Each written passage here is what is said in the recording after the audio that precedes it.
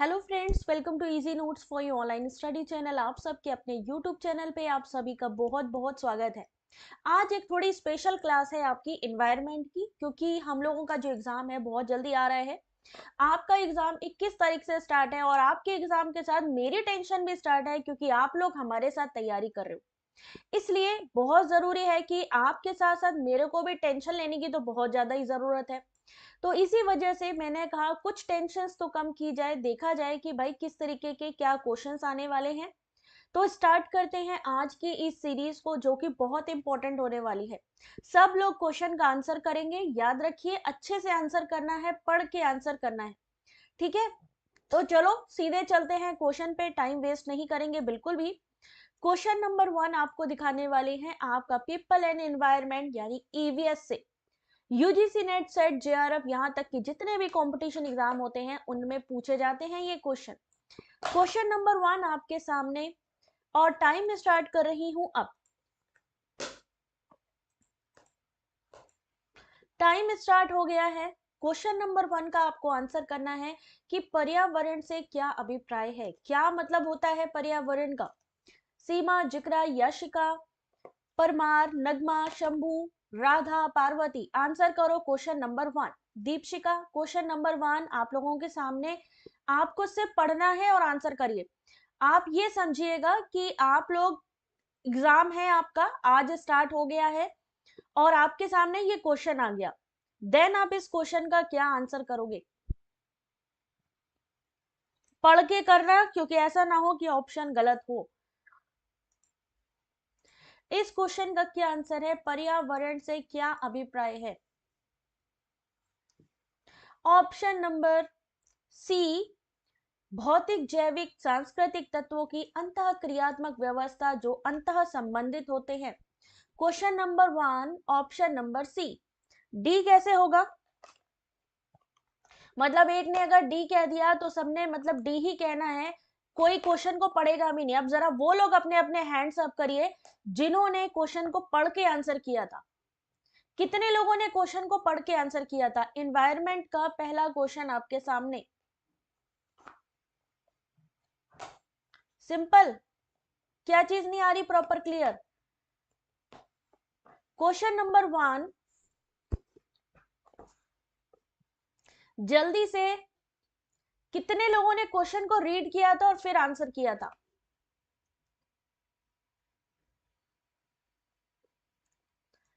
यहां पर ये वाला ऑप्शन बिल्कुल गलत है और ऑप्शन नंबर डी ही सही है। लेकिन क्या करें कि आप में से बहुत से लोग ऐसे हैं जो पढ़ना नहीं चाहते हैं क्वेश्चन को। ऑप्शन नंबर डी इसका सही आंसर है।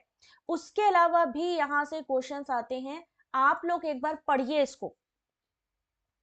आज का जो ये टॉपिक है ना, ये पढ़ने के लिए है। जरा सा एक बार पढ़िए, पर्यावरण का आशय होता क्या है? जहां जैविक अजैविक घटक हो, आसपास का वातावरण हो, पृथ्वी पर जीवन की संभावनाएं हो, उसके अंतर्गत ये सारे ही विकल्प यानी ये सारे ही जो ऑब्जेक्टिव यहाँ पर आपको दिए हुए थे, ऑप्शन दिए थे, ये सारे के सारे ही सही हैं।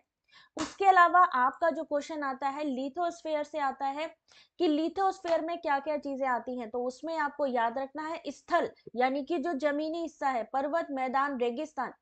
पर्यावरण में जीव मंडल आते हैं यानी पेड़ पौधे, जीव जंतु।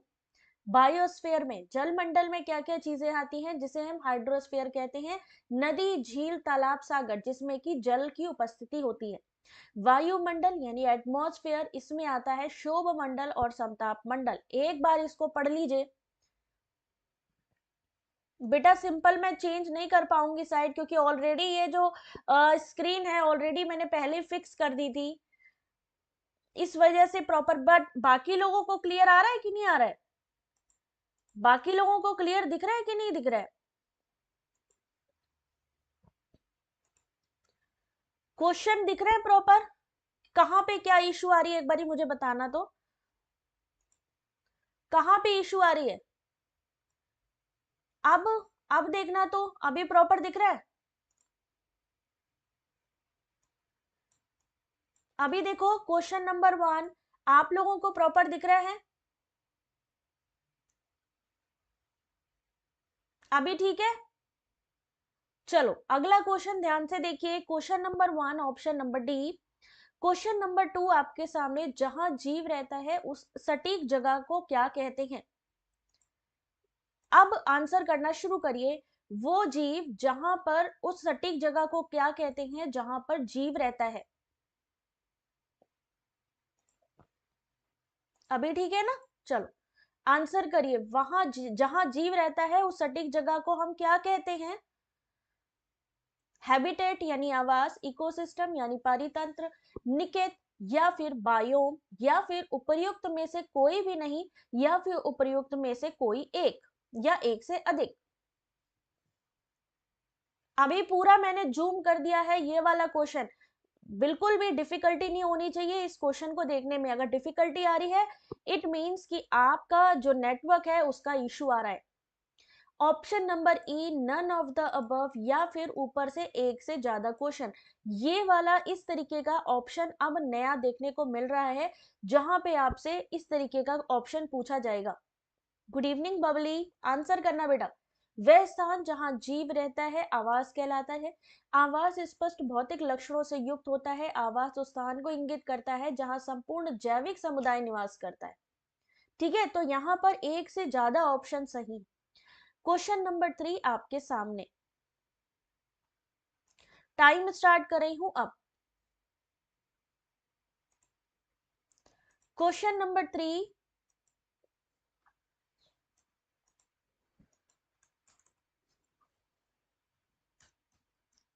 आंसर करिए क्या होगा इस क्वेश्चन का सही आंसर। पढ़ के सॉल्व करिएगा, क्योंकि एग्जाम आ रहा है और बिना पढ़े तो आप लोग सॉल्व करेंगे ही नहीं, अदरवाइज गलत हो जाएगा। सद्दाम, पेपर 1 है, इन्वायरमेंट यूनिट है। प्रीति शिल्पा आंसर करो। ई ऑप्शन देखा ही नहीं, और अगर एग्जाम में आ गया फिर क्या होएगा। सामान्यतः पर्यावरण को निम्न प्रकार से वर्गीकृत किया जा सकता है। कौन सा एक इस वर्गीकरण का अंश नहीं है।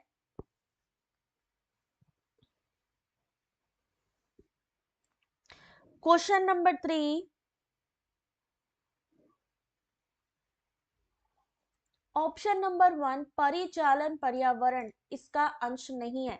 क्वेश्चन नंबर 3, पर्यावरण किसी जीव के चारों ओर घिरी भौतिक जैविक दशाओं एवं उनके अंतःक्रिया को, यानी आपस में जो इंटरेक्शन है उसको शामिल किया जाता है। पर्यावरण में जैविक, अजैविक, सांस्कृतिक पर्यावरण को भी क्लासिफाइड किया जाता है। इन्हीं से पर्यावरण की रचना होती है। अगर हम बात करें कि निम्न प्रकार से वर्गीकृत किया जाता है, क्लासिफाइड, तो अजैविक में क्या आएगा, वायुमंडल, जल मंडल, स्थल मंडल। जैविक में क्या आएगा, यानी जो जीव जिंदा है, उत्पादक, उपभोक्ता और अपघटक।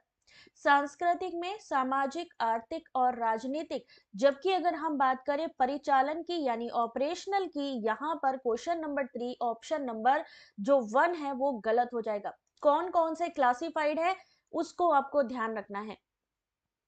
क्वेश्चन नंबर 4, पर्यावरण किससे बनता है। आज ये स्पेशल क्लास है क्योंकि एग्जाम आ रहा है और दोपहर में मैंने क्लास नहीं ली है, इस वजह से अब मैं बीच बीच में कभी भी सरप्राइज क्लासेस आपकी ले सकती हूँ। Environment is a composite state of,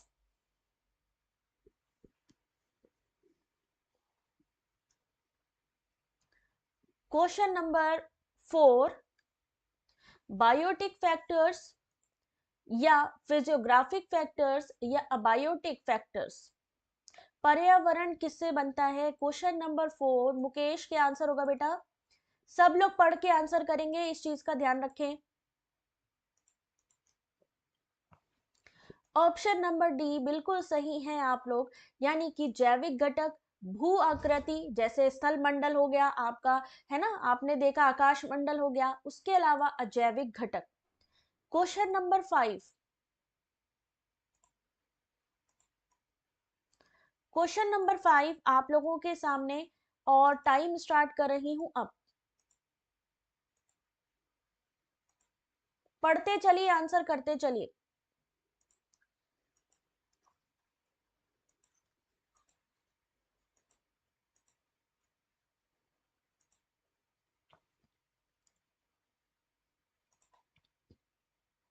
किस एक का संबंध पर्यावरण की सुरक्षा से नहीं है।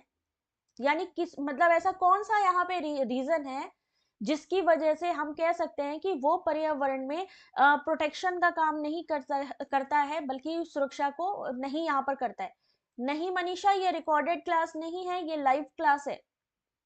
आदिल आंसर करो, सब लोग जल्दी जल्दी इस क्वेश्चन का आंसर करो।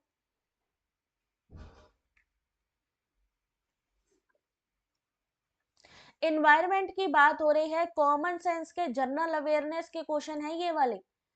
जनरल अवेयरनेस के क्वेश्चन ही आते हैं एग्जाम में। Option number B, poverty reduction, सतत विकास, धारणीय विकास तो आपका पर्यावरण सुरक्षा से संबंधित है। एयर कंडीशनिंग की बात करें तो उसमें भी कहीं ना कहीं पर्यावरण सुरक्षा से संबंधित जो नहीं है वो गरीबी, कागज के थैलों का प्रयोग करना, ये भी पर्यावरण से संबंधित है। लेकिन जो पर्यावरण से संबंधित नहीं है, question number 5 option number B, गरीबी कम करने का संबंध पर्यावरणीय सुरक्षा से नहीं है। ठीक है। क्वेश्चन नंबर 6, मान लीजिए इस तरीके का क्वेश्चन आ गया, अब क्या करेंगे, क्योंकि एग्जाम में तो ऐसे ही क्वेश्चन आएंगे। क्वेश्चन नंबर 6,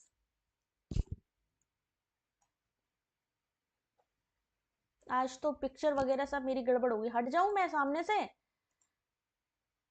तुम लोग कॉन्सेंट्रेट करो, डेट इज बेटर यार। क्वेश्चन नंबर 6, क्वेश्चन को जूम करें। अब देखिए, हाल ही के वर्षों में मानव गतिविधियों के कारण वायुमंडल में जो कार्बन डाइऑक्साइड की सांद्रता में बढ़ोतरी हुई है, किंतु उसमें से बहुत सी वायुमंडल के निचले भाग में नहीं रहती हैं, क्योंकि क्योंकि किस वजह से। अभी देखिए इस क्वेश्चन को, क्वेश्चन नंबर 6, अपने में वीडियो की क्वालिटी इनहेंस करके देखो बेटा, कि जिससे कि आप लोगों का प्रॉपर दिखाई दे जाए। क्वेश्चन नंबर 6, सही आंसर ऑप्शन नंबर बी, यानी ओनली 2। ओनली 2, वैश्वीकरण, तेजी से बढ़ती हुई जनसंख्या, वनों की कमी, मानवीय गतिविधि के कारण हाल ही के वर्षों में वायुमंडल में जो कार्बन डाइऑक्साइड की सांद्रता में वृद्धि हुई है, किंतु उसमें अधिकांश वायुमंडल के निचले भाग में नहीं रहती, जिसका मुख्य कारण है कि समुद्रों में पादप प्लवक प्रकाश संश्लेषण करते हैं। क्वेश्चन नंबर 6, और इसका सही answer only option number B. Iqbal good evening बेटा। ठीक है। Question number 7, question number 7, Parul बेटा जल्दी आंसर करो।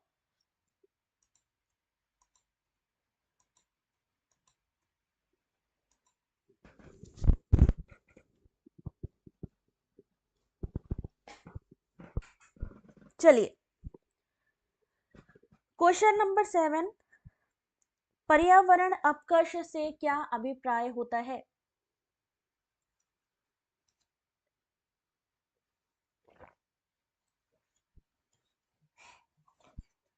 और इस क्वेश्चन का सही आंसर है question number 7,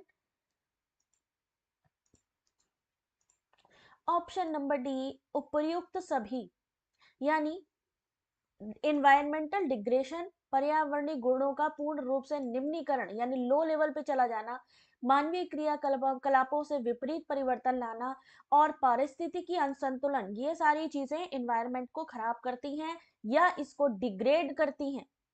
question number 7, question number 8, question number 8 आपके सामने, आंसर करना शुरू करिए अब।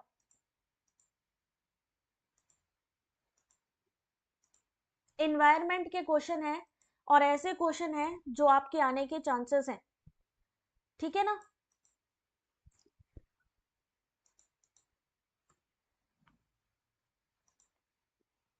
जिसको भी प्रॉपर विजिबिलिटी नहीं आ रही है, वीडियो की क्वालिटी बेटा थोड़ा सा एनहेंस कर लो।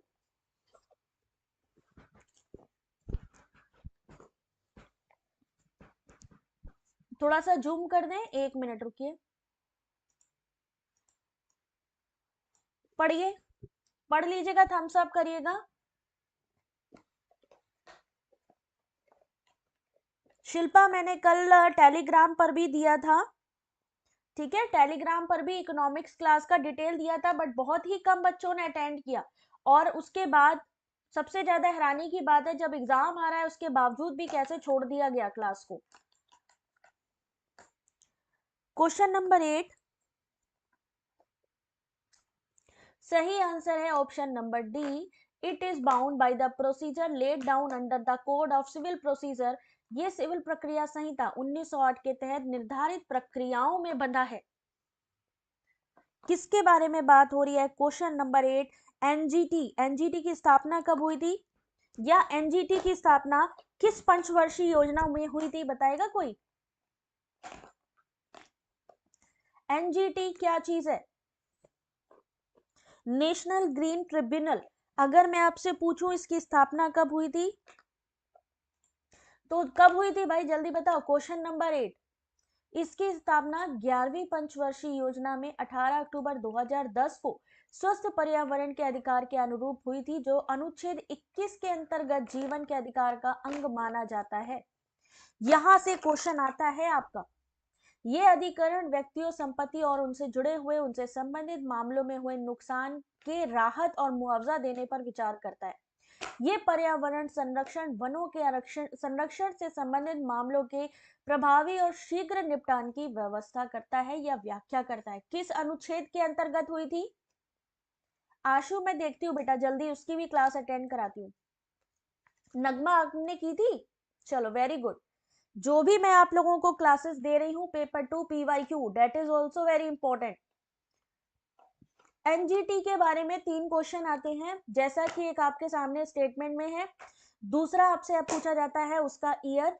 तीसरा पूछा जाता है कि कौन से अनुच्छेद के अंतर्गत इसकी स्थापना की गई, अनुच्छेद 21। ये चीज है, पहले किसने पढ़ी है जरा एक बारी मुझे जरा सा बता देना। क्वेश्चन नंबर 9, किसने इस तरीके से क्वेश्चन को पढ़ा है, और ये पूरा का पूरा पीडीएफ सिर्फ उसको मिलेगा जो क्लास को पूरा अटेंड करेगा। राष्ट्रीय हरित न्यायाधिकरण अधिनियम 2010 भारतीय संविधान के निम्नलिखित में से कौन से प्रावधान के अनुरूप हुए थे? क्वेश्चन नंबर 9 आपके सामने पढ़ा है ये वाला क्वेश्चन। वेरी गुड, जल्दी जल्दी आंसर करो भाई, आगे भी क्वेश्चंस दिखाने हैं आप लोगों को। एनवायरनमेंट के, जनरल अवेयरनेस के, करंट अफेयर के क्वेश्चन यहीं से आएंगे आपके। पॉलिटिकल साइंस का अभी एग्जाम डेट नहीं आई बेटा। क्वेश्चन नंबर 9, करेक्ट आंसर है ऑप्शन नंबर 1, यानी कि केवल एक। अनुच्छेद 21 के अंतर्गत जीवन के अधिकार का अंग माना जाता है। कौन से अधिनियम के तहत, यानी कौन से कॉन्स्टिट्यूशन ऑफ इंडिया के तहत, या कौन से प्रोविजन के तहत इसका जो अधिनियम किया गया था, नेशनल ग्रीन ट्रिब्यूनल एक्ट, तो वो है अनुच्छेद 21। अभी अभी आप लोगों ने पढ़ा था, सेम क्वेश्चन अभी अभी आप लोगों ने पढ़ा था। ठीक है, अगला देखिए question number 9। Question number 10, Bharat में राष्ट्रीय हरित, पढ़िए जरा क्वेश्चन नंबर 10, आप ही पढ़ेंगे और आप ही आंसर करेंगे।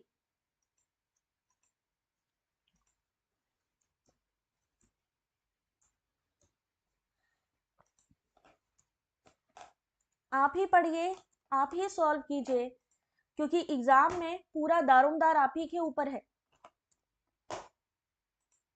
मैंने पूरा जूम कर दिया बेटा। भारत में राष्ट्रीय हरित अधिकरण किस वर्ष में स्थापित किया गया था? अभी अभी बताया है क्वेश्चन नंबर 10 का आंसर। नगमा एक बार फिर से रिफ्रेश करके स्टार्ट करो बेटा। एनजीटी के बारे में मैंने एक आर्टिकल बताया था। आर्टिकल याद रखना है, यानी प्रोविजन याद रखना है, ईयर याद रखना है। सही आंसर है option number B, 2010। Question number 11, राष्ट्रीय हरित ट्रिब्यूनल प्रभावी हुआ कब से? मतलब मजेदार क्वेश्चन है, फटाफट सॉल्व करते जाइए।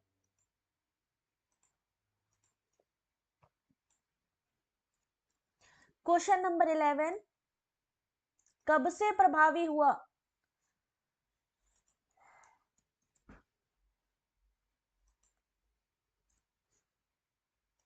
ये चीजें छोटी छोटी होती हैं, बट एक्चुअली हम लोगों को कोई बताता नहीं है कि इस तरीके से भी काम करना है, अदरवाइज मार्क्स फुल आए। राष्ट्रीय हरित ट्रिब्यूनल, जिसे हम नेशनल ग्रीन ट्रिब्यूनल यानी एनजीटी कहते हैं, कब से प्रभावी हुआ? क्वेश्चन नंबर 11, ऑप्शन नंबर अक्टूबर 2010 से। सेम क्वेश्चन है, रिपीट किए जा रहे हैं, याद रखिए, सोच समझ के आंसर करेंगे, आंसर बिल्कुल सही आएगा। क्वेश्चन नंबर 12, पढ़िए और आंसर करिए।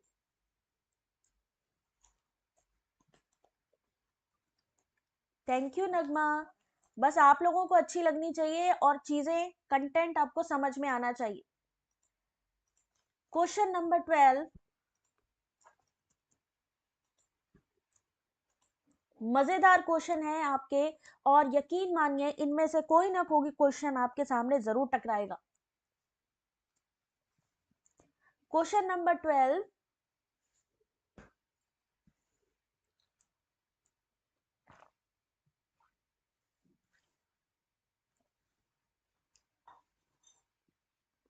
जिक्रा बिल्कुल बेटा, मैं उस पर भी लगी हूं। जैसे ही मेरे पास सोशलॉजी का अवेलेबल होता है मैं आपको करवाती हूँ बेटा, ठीक है।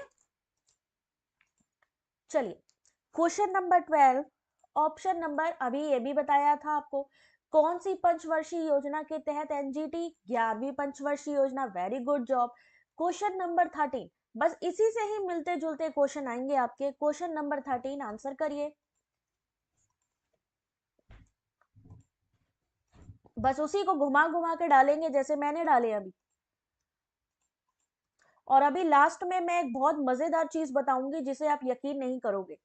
बहुत ही एक अच्छी चीज बताऊंगी लास्ट में क्वेश्चन के। Thank you Shilpa. Public administration का एग्जाम अभी डेट आया नहीं न्यासा। लास्ट में जो मैं बताऊंगी ना, आप लोग हैरान हो जाओगे इस चीज को सुन के। क्वेश्चन नंबर 13, सीमा बेटा क्वेश्चन नंबर जरूर जरूर लिखो बेटा। रोहित 13 का ध्यान से बेटा क्वेश्चन करो जरा।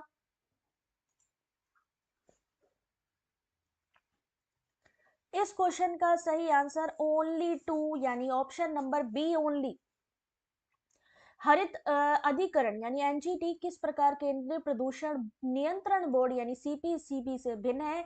तो एनजीटी पर्यावरणीय न्याय उपलब्ध कराता है, उच्चतर न्यायालयों में मुकदमे के भार को कम करने में सहायता करता है। सीपीसीबी झरनों कुओं की सफाई को प्रोत्साहित करता है और देश में वायु की गुणवत्ता में सुधार लाने का लक्ष्य करता है। क्वेश्चन नंबर 13 यहां पर है इस चीज का पूरा एक्सप्लेनेशन।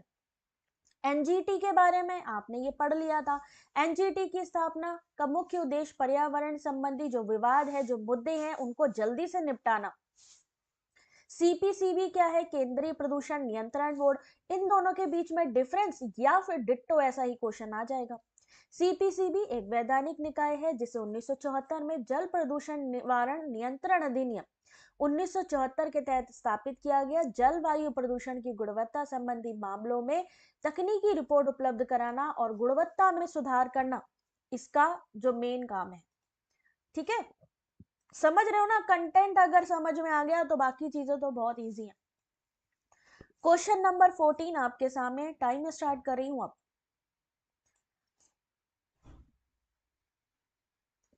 क्या डरा दिया मैंने किसको डरा दिया भाई? लेकिन आज मुझे सच में बहुत अच्छा लग रहा है इस बात के लिए, क्योंकि मैंने आज एक कम्युनिटी पोस्ट पर मैंने एक पोस्ट डाली थी और मुझे जानकर बहुत अच्छा लगा इस चीज को कि वहां पर मैंने पूछा था कि आज आपने अपना डे क्या मतलब मान के सेलिब्रेट किया। ठीक है, तो उसमें कुछ लोगों ने तो चलो ठीक है उसमें जो है टिक किया, उस पोल में आंसर किया, लेकिन जिन लोगों ने डायरेक्ट कमेंट किया मुझे सच में उनका पढ़ के बहुत अच्छा लगा, क्योंकि उनका कहना था कि हमने शहीदी दिवस के रूप में मनाया। पुलवामा में जो अटैक हुआ था उसकी वजह से हमने कोई वैलेंटाइन डे नहीं उनको पता था।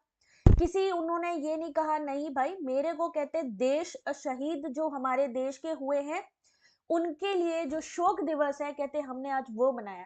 तो मुझे ऐसे कमेंट पढ़ के बहुत ही अच्छा लगा कि आप लोग सच में कितना बड़ा सोचते हो, कितना बड़ा, मतलब कमेंट करके स्पेशली जो बताना है ना, मतलब माइंड ब्लोइंग। यस, तुमने भी कमेंट किया था नगमा।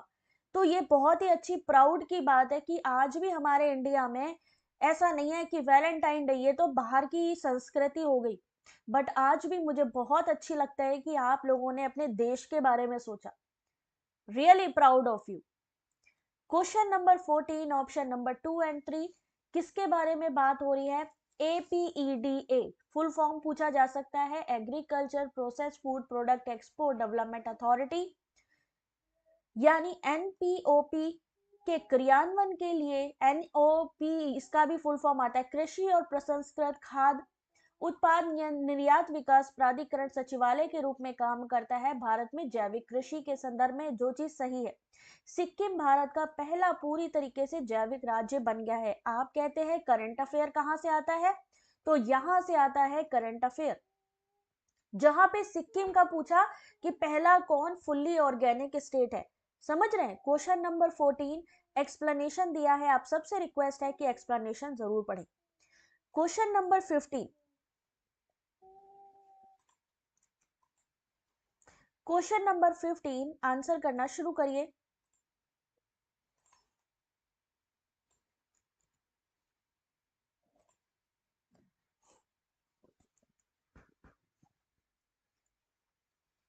अभी अभी इस क्वेश्चन का आंसर भी किया था आप लोगों ने, पढ़ा भी था, आराम से बता सकते हो इस क्वेश्चन का सही answer. Very good, simple. Srishti, Babita ध्यान से नहीं पढ़ा क्वेश्चन, मैं क्वेश्चन को रिपीट कर रही हूं, याद रखिए, घुमा फिरा के वही क्वेश्चन आएंगे। भारत का पहला जैविक खेती पर आधारित जो राज्य है वो कौन सा है? तो सही answer option number C, Sikkim. बेटा इतना छोटा क्वेश्चन है जिसके लिए पोल ही नहीं डाल पाई, टाइम ही नहीं मिल पाया। क्वेश्चन नंबर 60, ये वाले क्वेश्चन तो मतलब वो वाले क्वेश्चन हो गए जिसमें आप लोगों को याद हो जाए सारी चीजें, और क्योंकि हमारे देश में जैविक खेती पर सबसे ज्यादा जोर दिया जा रहा है, इस वजह से इन क्वेश्चन का आना लाजमी है। क्वेश्चन नंबर 16 का भी आंसर आपको पता है, जल्दी से वीडियो को लाइक करो सब लोग। रोहित, मोगरा, सुरजीत, सीमा, मनीषा, हुमा, अक्षु, जल्दी से वीडियो को लाइक शेयर सब्सक्राइब जरूर कर लो। भारत के निम्नलिखित राज्यों में किसे देश का प्रथम पूर्ण रूप से जैविक राज्य घोषित किया गया? फिर से 16 का सही आंसर, वेरी गुड बेटा, option number C, Sikkim. Question number 70, अब मान लीजिए कौन सा दुनिया का पहला 100% जैविक राज्य है? अभी तो आपने इंडिया का बता दिया, चलो भाई सबको याद हो गया, बट इन केस अगर आपसे पूछ लिया गया वर्ल्ड का,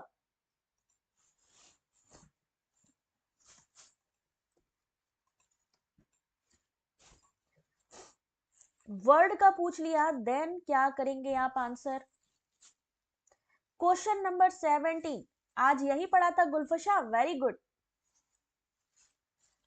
अब बहुत ही देखो, हम क्या कहते हैं ना, आपसे कॉमन सेंस वाले क्वेश्चन आते हैं। दुनिया का पहला जैविक राज्य कौन सा है? राधा, क्या आंसर होगा? खुशबू,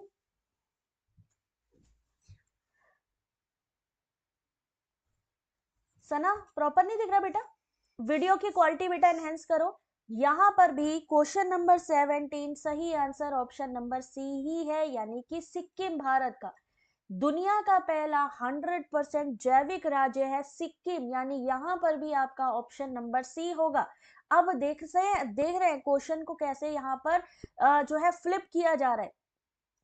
assertion reason, question number 18, time starts now.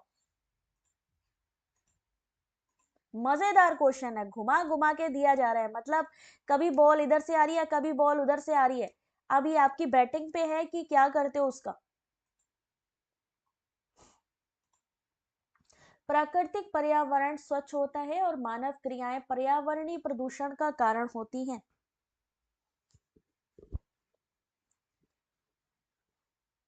Question number 18, जल्दी से वीडियो को लाइक कर दीजिए अगर आप लोग चाहते हो कि एग्जाम तक आपकी बेहतरीन तैयारी हो जाए।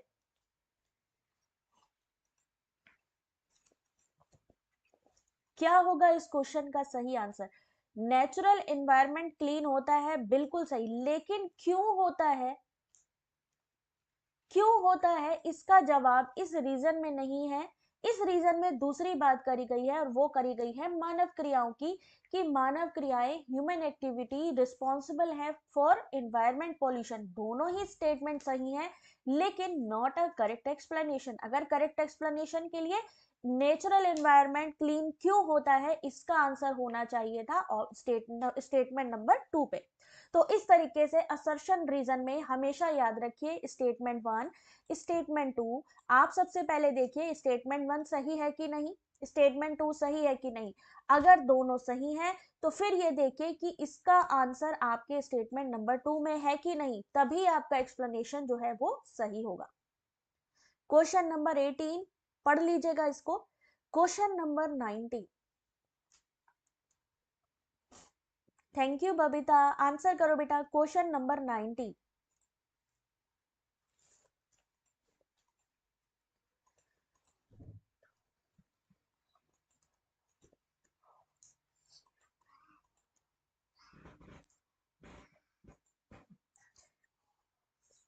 अब इस क्वेश्चन को पढ़ो बेटा दीप योगिक। पहली बात तो यूएनएफ ट्रिपल सी का यहाँ पर फुल फॉर्म आता है एग्जाम में, that is also very important. तो क्या होगा, the United Nation Framework Convention on Climate Change is an international treaty drawn at question number 9 option number B, Rio de Janeiro में 1992 में संयुक्त राष्ट्र संघ के पर्यावरण विकास सम्मेलन में किया गया था, United Nation Framework Convention on Climate change. Question number 19। अगला क्वेश्चन जल्दी से देखो, मैं इसीलिए तो बेटा एक्सप्लेनेशन ही नहीं बता रही हूँ, वो लोग तुम पढ़ना। जलवायु परिवर्तन पर संयुक्त राष्ट्र संघ का कन्वेंशन ढांचा किससे संबंधित है? 30 सेकंड मिलेंगे इस क्वेश्चन के लिए। अब्दुल्ला किधर जाते हो बेटा, कहाँ लेट हो जाते हो, इस समय बहुत इंपॉर्टेंट क्लास चल रही है बेटा। सहानी इकोनॉमिक्स, जल्दी से जल्दी आंसर करते चलो। याद रखिए एक चीज का, कि हो सकता है आपको क्वेश्चन के आंसर आते हो, बट अगर टाइम मैनेजमेंट नहीं है देन आप लॉस्ट कर सकते हो आते हुए क्वेश्चंस भी। जलवायु परिवर्तन पर संयुक्त राष्ट्र का कन्वेंशन ढांचा किससे संबंधित है? Option number D, green house गैसों के उत्सर्जन में कमी। ठीक है, इस क्वेश्चन का सही answer option number D. Question number 21, अभिष्ट राष्ट्रीय निर्धारित अंशदान पद को कभी कभी समाचारों में किस संदर्भ में देखा जाता है? टाइम स्टार्ट अब, 30 सेकंड का टाइम दिया जा रहा है आपको।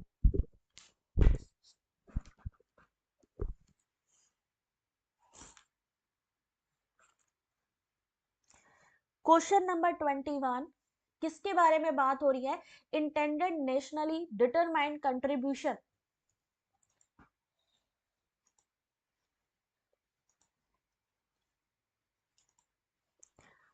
और इस क्वेश्चन का सही आंसर है ऑप्शन नंबर बी, जलवायु परिवर्तन का सामना करने के लिए विश्व के देशों के द्वारा बनाई गई कार्य योजना। Question number 21 option number B, और यहाँ पर इसका फुल फॉर्म भी दिया है आईएनडीसी का, इंटेंडेड नेशनली डिटरमाइंड कंट्रीब्यूशन, और इसका यूएनएफ ट्रिपल सी का भी यहाँ पर फुल फॉर्म पूछा जाता है। आईएनडीसी में किन बातों पर जोर दिया गया? सतत जीवन शैली, स्वच्छ आर्थिक विकास, प्रदूषण, उत्सर्जन तीव्रता में कमी। ये चीजें आपसे पूछी जा सकती है कि आईएनडीसी में किन किन चीजों पर जोर दिया गया था। स्टेटमेंट वाले क्वेश्चन है ये। Question number 22, question number 22 time start हो गया अब।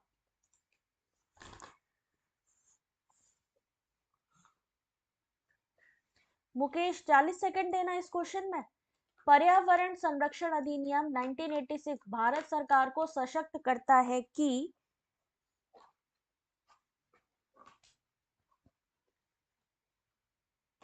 Question number 22।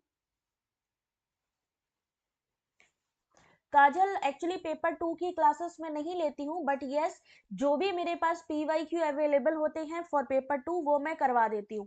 ठीक है, अभी रिसेंटली मैंने होम साइंस, हिंदी, इकोनॉमिक्स और फिलोसॉफी के PYQs कराए हैं, और आगे आगे भी मैं कुछ ना कुछ करवाती ही रहूंगी। Question number 22, correct answer is option number B, यानी ओनली 2। ठीक है, यानी जो पर्यावरण संरक्षण अधिनियम 1986 है, विभिन्न स्रोतों से पर्यावरणीय प्रदूषकों के उत्सर्जन विसर्जन के मानक निर्धारित करने के लिए है। ध्यान से देख लीजिएगा इसको, बहुत ध्यान से, क्योंकि यहां से इसी तरीके के क्वेश्चन दिखाई देंगे। क्वेश्चन नंबर 23, 30 सेकेंड इस क्वेश्चन के लिए। एजेंडा 21 किससे संबंधित है? इससे पहले वाले क्वेश्चन मुकेश अभी मैं दे दूंगी बेटा, ये PDF आराम से पढ़ना। प्रिया आंसर करो बेटा। UPICA music company, Vrushali, agenda 21। सब लोगों से मेरी रिक्वेस्ट है, प्लीज चैनल के मेंबर्स बन जाइए, क्योंकि बहुत जल्दी मैं मेंबरशिप मोड ऑन करूंगी। क्लासेस की मैं बैचेस नहीं लगाती हूँ, बट यस मैं इतना जरूर चाहूंगी कि आप लोग चैनल को जरूर सपोर्ट करें। एजेंडा 21 किस क्षेत्र से संबंधित है? Question number 23, option number 1 sustainable development, यानी कि सतत विकास। 23 ऑप्शन नंबर 1। ठीक है, क्वेश्चन नंबर 23 ऑप्शन नंबर 1, इसको डिटेल आप लोग पढ़ लेना, ये PDF दे दूंगी। क्वेश्चन नंबर 24, पृथ्वी सम्मेलन +5 कब आयोजित हुआ था?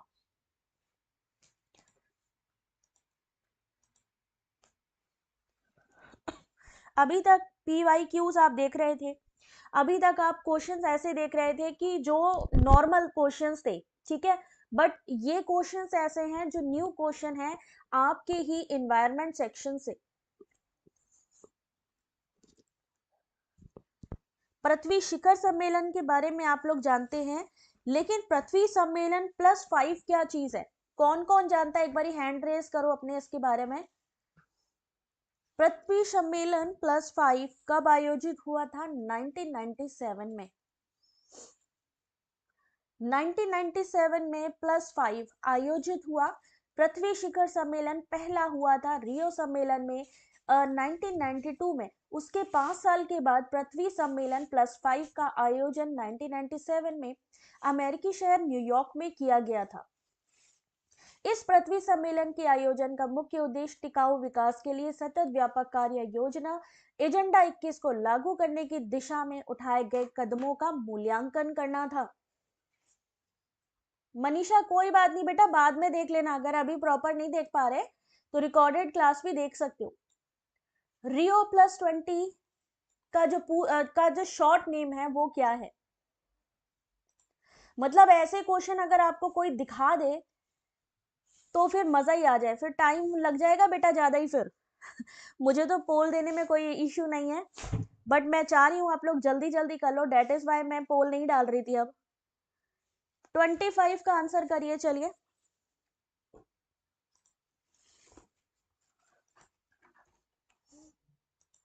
ऐसे क्वेश्चन मेरे को नहीं लगता कि आप लोगों ने कोई इकट्ठे लगाए होंगे। रियो +20 का जो संक्षिप्त नाम है, जो शॉर्ट नेम है, वो क्या है?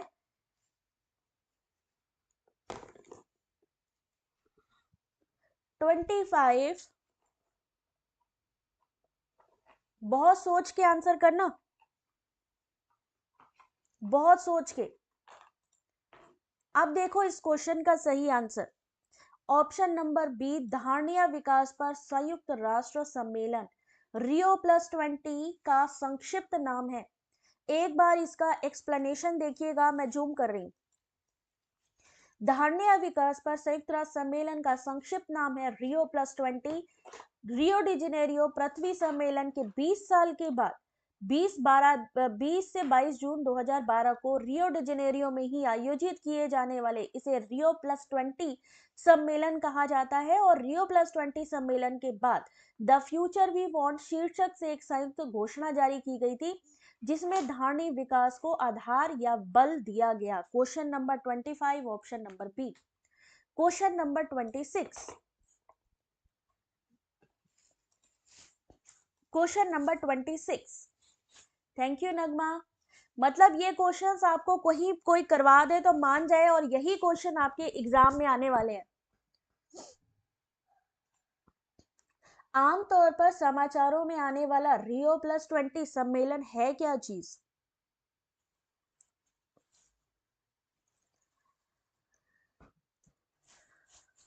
क्वेश्चन नंबर 26,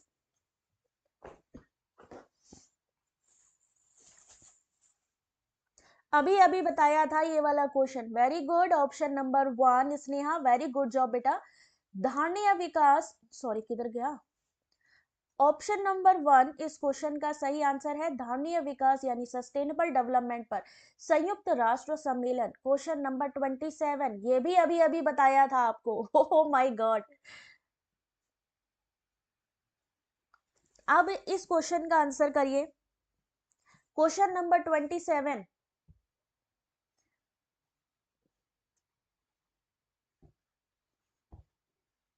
अभी अभी इस क्वेश्चन का आंसर मैं बता के हटी हूं।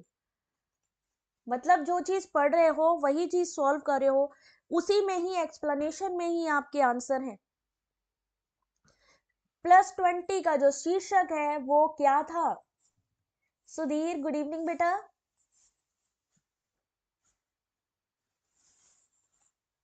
बहुत ध्यान से देखिए, और अभी मैं बताती हूँ आपको, थोड़ा सा रुक जाओ, बस कंप्लीट होने ही वाला है। देन मैं आपको बताती हूँ कि आज आपने क्या अचीव किया है। The future we want, question number 28। Question number 28, answer करिए जरा इस क्वेश्चन का। श्वेता बेटा क्या आंसर होगा 28? बस एक बार क्वेश्चन को, आप सबसे रिक्वेस्ट है कि सही करो या गलत करो, क्वेश्चन को जरूर रीड करो एक बार।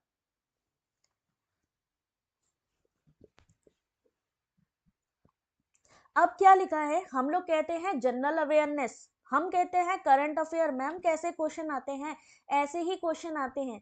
हेलो रविकांत, आंसर करो बेटा। यहाँ पर आज एनवायरमेंट के क्वेश्चंस चल रहे हैं।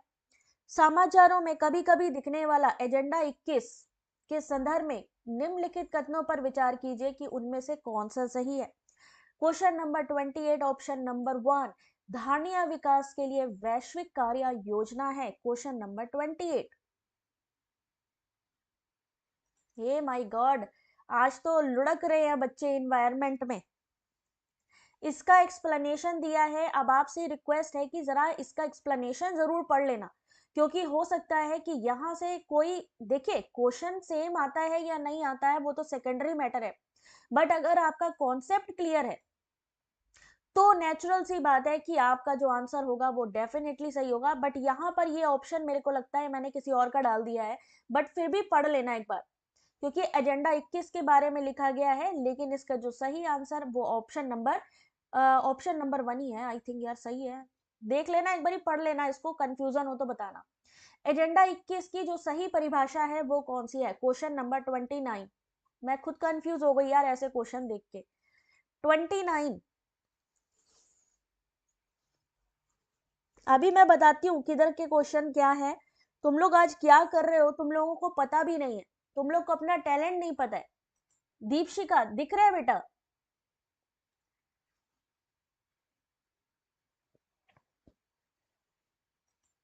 आंसर करिए, एजेंडा 21 की जो सही परिभाषा है वो कौन सी है?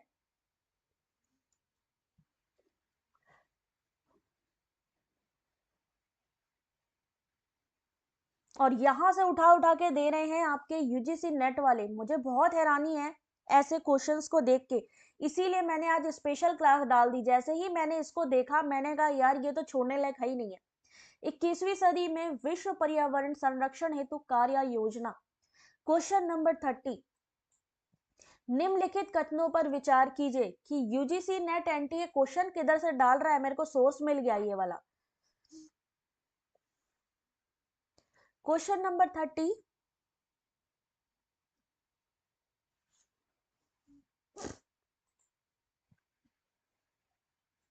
मैंने कहा यार इधर से क्वेश्चन आ रहे हैं, हम लोग सोच रहे हैं, परेशान हो रहे हैं किधर से क्वेश्चन आ रहे हैं, बट आ यहाँ से रहे, मेन गोडाउन इधर का है।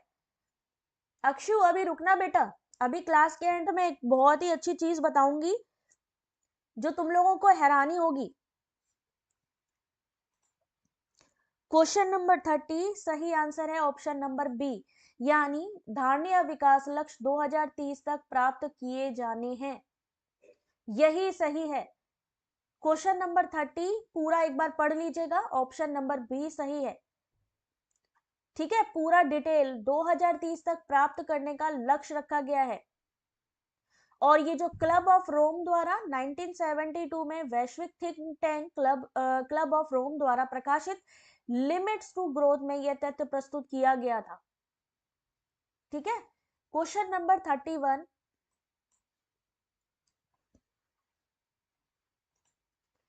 क्वेश्चन नंबर 31, टाइम स्टार्ट हो गया अब। समृद्धि की सीमा की अवधारणा का प्रतिपादन किसके द्वारा किया गया था? Question number 31।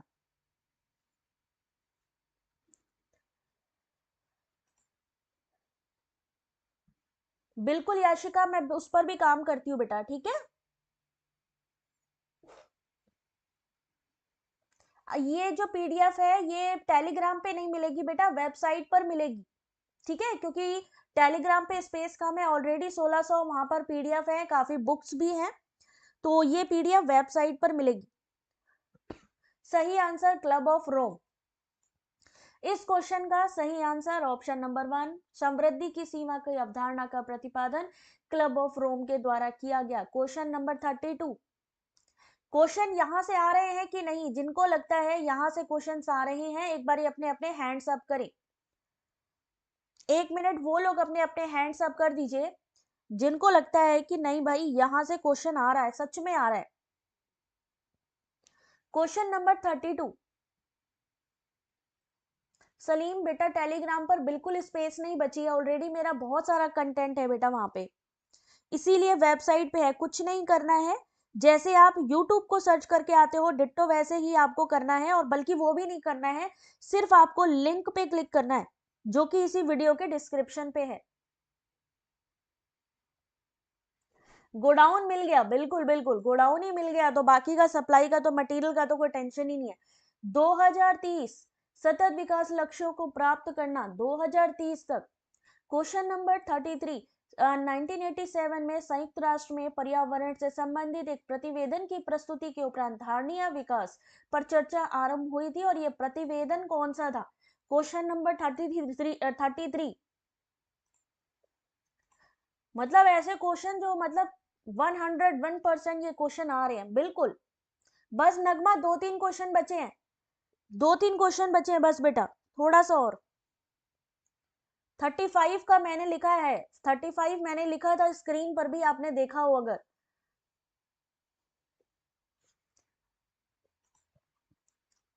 क्वेश्चन नंबर 33, जल्दी जल्दी आंसर करिए, और वीडियो को जिन्होंने भी लाइक नहीं किया है जल्दी से लाइक करिए और चैनल के मेंबर बन जाइए।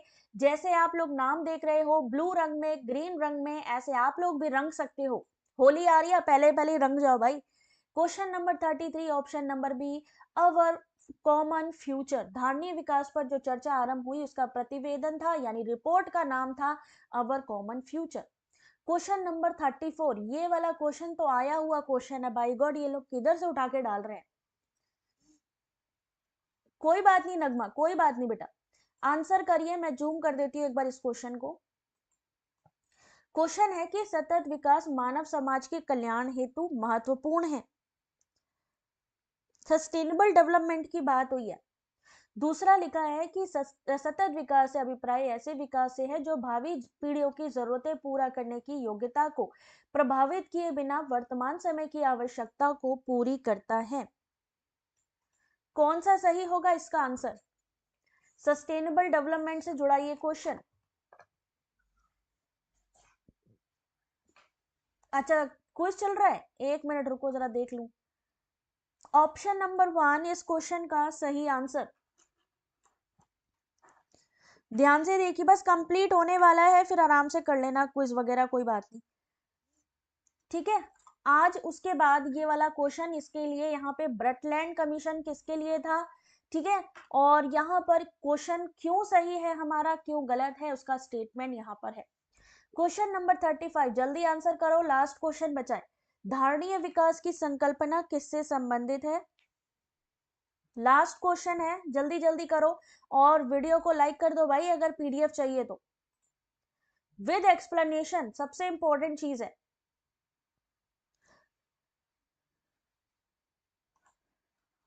धारणी विकास की संकल्पना किससे संबंधित है?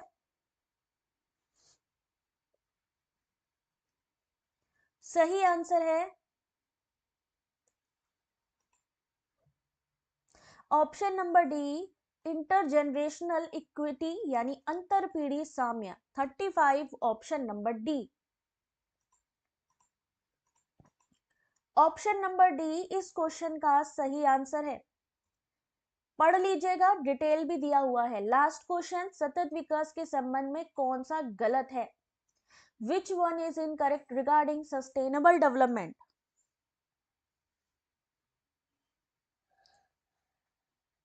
सतत विकास के संबंध में कौन सा गलत है? थैंक यू आशु। भाई सबने सपोर्ट करना है, सब लोग भाई मेंबर बन जाओ। हम लोग सब साथ में तैयारी कर रहे हैं तो भाई इतना तो आप लोग कर ही सकते हो। सब लोग मेंबरशिप ले लो जल्दी से, क्योंकि मैं बहुत ही जल्दी मेंबरशिप मोड ऑन करने वाली हूँ। तुम लोग निकालते नहीं हो ना, सिर्फ 90 रुपए नहीं निकाले जा रहे महीने के, हद हो गई भाई। और यहाँ पर एक पीडीएफ 90 रुपए की नहीं मिलती, यहाँ तो सिर्फ मेंबर बनना है आपको। 36 का सही आंसर ऑप्शन नंबर बी, आर्थिक विकास से तात्पर्य केवल समय की लंबी अवधि के लिए अर्थव्यवस्था में वस्तुओं के प्रवाह से है। इसका एक्सप्लेनेशन भी है ना, यानी कि मतलब सिर्फ क्वेश्चन ही नहीं है, आंसर भी है। तो 36 क्वेश्चन। अब मैं एक चीज जो आप लोगों को बताना चाह रही थी कि आपने जो आज क्वेश्चन सॉल्व किए हैं, आईएएस के एग्जाम में आए हुए क्वेश्चन हैं, पीसीएस के एग्जाम में आए हुए क्वेश्चंस हैं, ऑलरेडी पीवाईक्यूज में पूछे गए क्वेश्चंस हैं जो इस समय आपने सॉल्व किए यूजीसी नेट के लिए।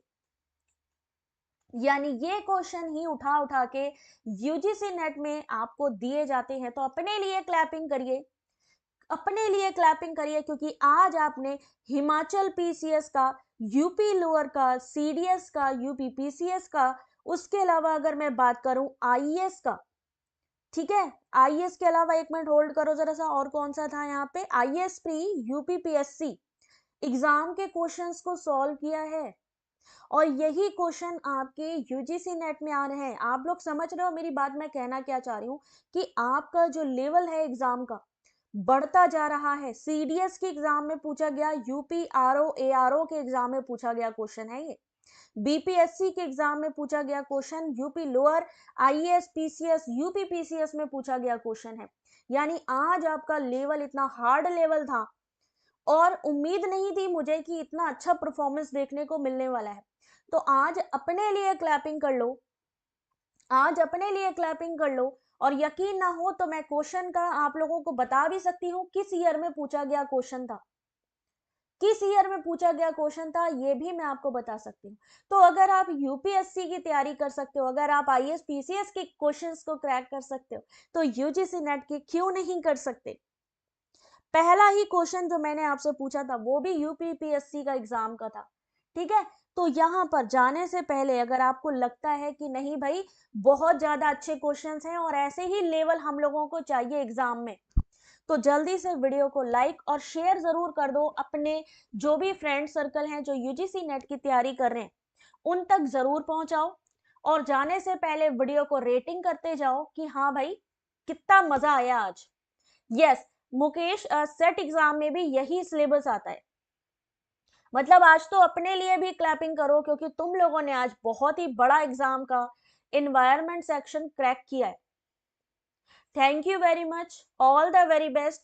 आगे आगे जैसे जैसे एग्जाम आएंगे लेवल टफ होता जाएगा, तो इसलिए तैयार रहो, रेडी रहो। और चलिए, thank you very much, good night, take care.